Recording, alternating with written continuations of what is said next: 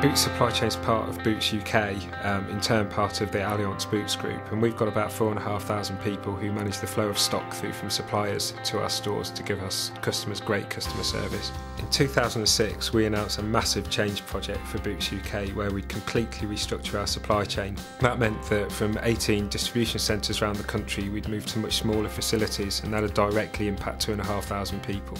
We only required about 20% of those for the future with us. Therefore that meant we had to put in a big reskilling and retraining programme. We really wanted to support our people through this change and make sure they had the best future possible, whether they'd be staying with us or whether they'd be moving to do something different in the future. We opened 18 lifelong learning centres around the country, one at each DC, and we also put in some local implementation resource to make sure we work very closely with local colleges and providers.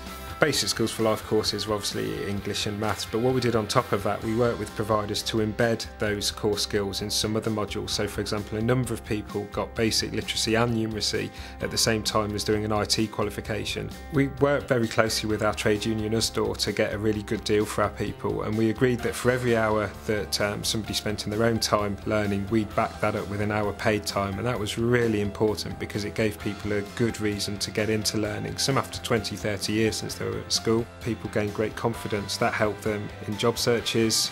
Their newfound skills helped them write really good CVs, helped them through interview process and into careers that maybe they wouldn't have considered had they not started their learning journey with us.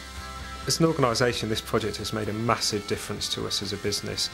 Labour turnovers remain stable against expectations, and more amazingly, employee engagement has actually increased. We've got more people saying they're proud to work for Boots than at any point amongst this group since we announced the changes, and we feel that this approach can be used as a real example of what you can do in a really difficult time, but how you can make a very positive difference to people.